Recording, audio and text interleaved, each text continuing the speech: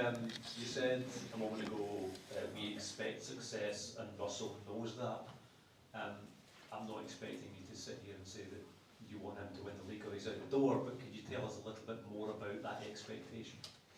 Yeah, look, I think Russell described it himself. It's first and foremost about taking the current squad that we've got and making it better, then also adding to the squad over the summer, and it's about competing again.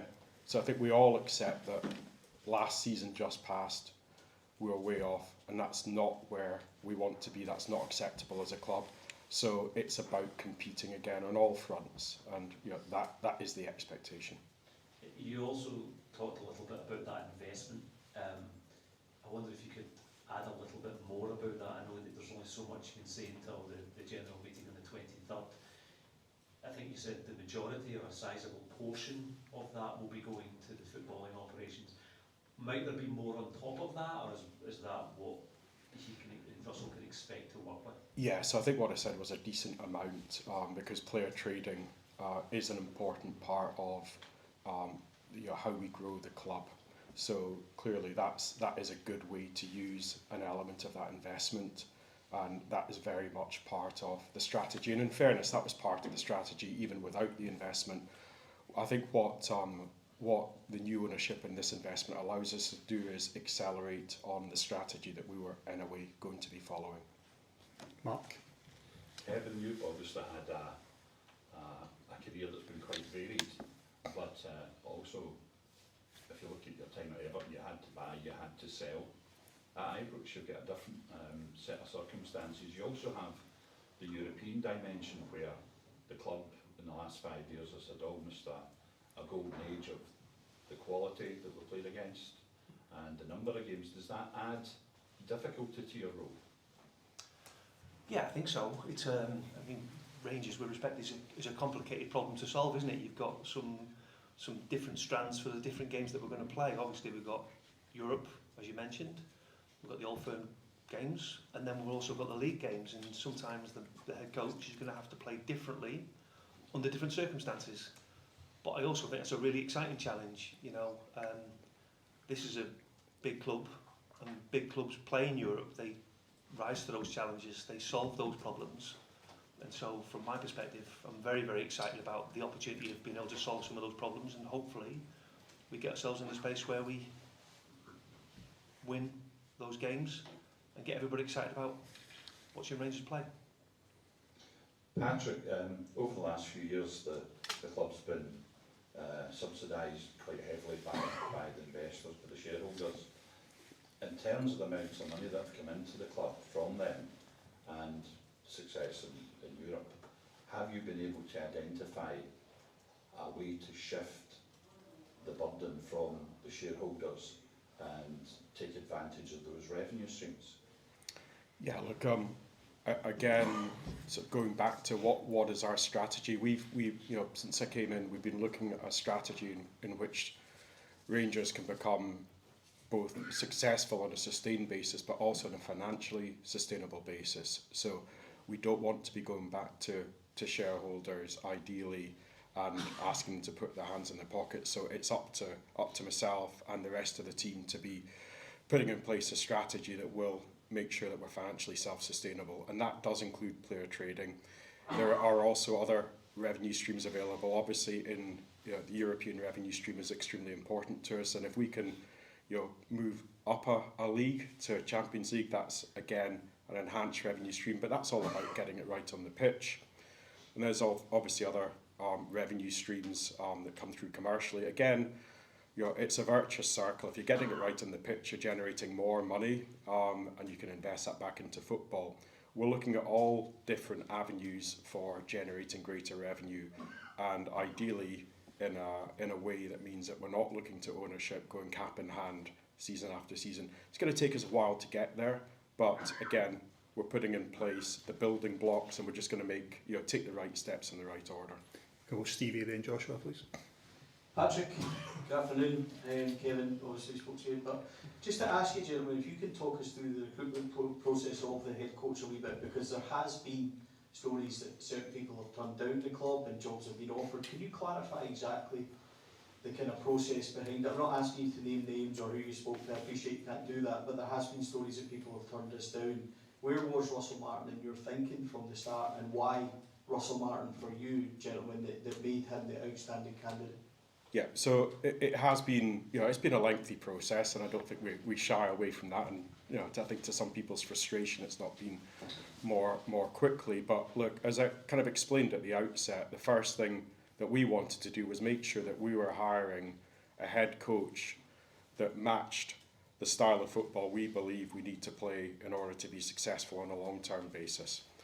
And once we'd identified that, then a lot of data analysis, and it creates long lists, and then there's a lot of video analysis to look at how coaches, coaching practice, how their teams perform. There's a lot of interviews to understand the characters of the coaches, of the various candidates. There's also a lot of references taken, so you understand how they've worked in practice, and it's not just a good interview, etc. So that is a very long process, and throughout that, I've seen names have been mentioned in the media.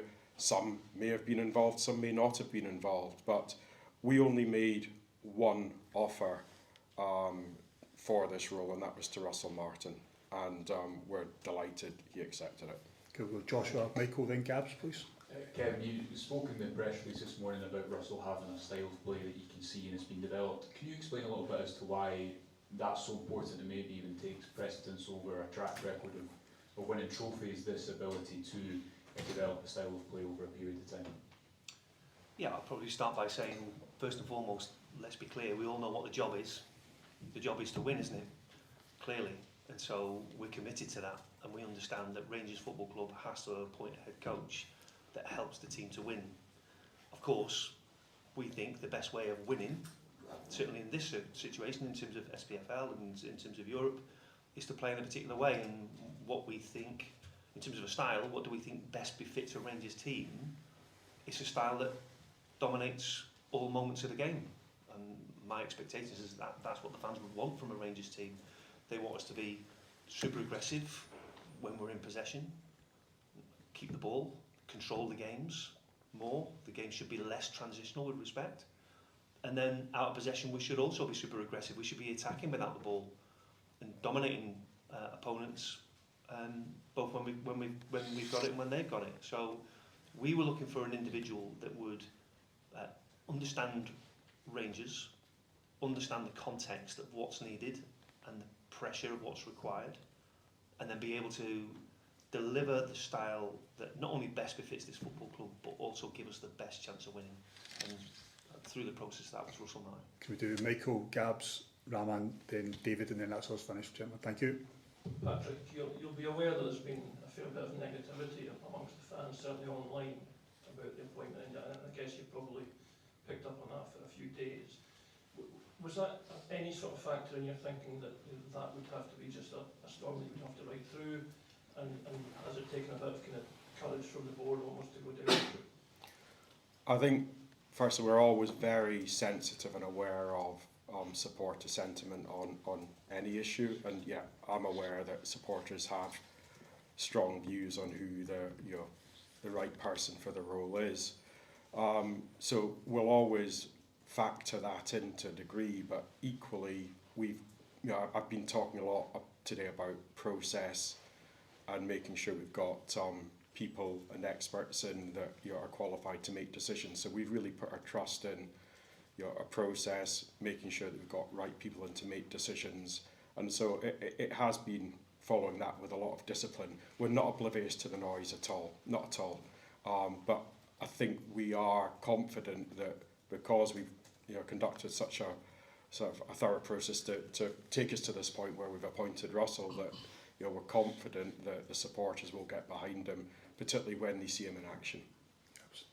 Patrick, how big do you think the gap is between yourselves and Celtic, and how quickly can that gap be closed, both on the pitch in terms of success in silverware and off the pitch as well?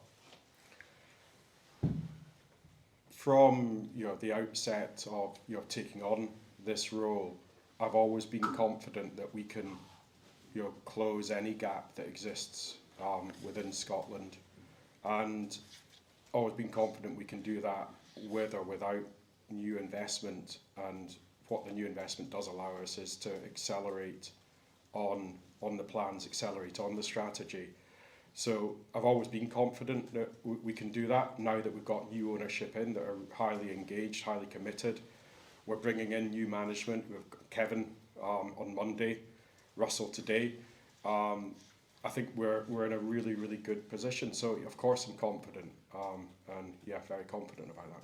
Raman and then David to finish, please. Patrick, could you tell us how heavily involved Andrew Kavanagh and Parag Marathi were in the recruitment process, and a kind of follow-up to that, how significant a period do you think this is for the club with the new ownership, a new head coach? So Andrew and Parag, we've been in really constructive discussions with, for several weeks, and pre-ownership. Naturally, we wanted to make sure that decisions we were making pre-change of ownership would have longevity after the change of ownership. So we've been in really constructive discussions. Both have been incredibly supportive and highly engaged throughout the process and involved in the process. It's very much a club decision that, of course, Kevin and myself have been driving it, but it's absolutely been done in sync with Andrew and Parag. And I think, so the second part of your question. Just in terms of how significant a period do you think this is for the club with the new ownership? Head coach has just been appointed. I think it clearly is incredibly significant. That's 2 seismic changes. In fact, 3, if you look at, we've had a change of ownership, followed by a sporting director coming in, followed by a head coach being announced. I mean, that's an awful lot of activity for one club in 1 week. So I think it does herald a really, positive new chapter for the club. So yeah, I think it is a seismic period for the club and sets a really strong foundation for the future. Okay. You mentioned last one, Raman and then David, please. Sure. You mentioned Europe earlier in the Champions League. Is qualifying to the Champions League in season 1 for Russell Martin a hope or an expectation? Look, I think for Rangers, qualifying for the Champions League is always something that we would aspire to, always. Now, we've got 3 qualification matches to go through, so that is tough for any club. We know that. So we're realistic about what's possible. Of course, with a good run, Champions League is possible, but equally, we've been playing in the Europa League successfully, and both competitions are strong competitions which we'd be excited to be in. Last one, David, please. This to Kevin.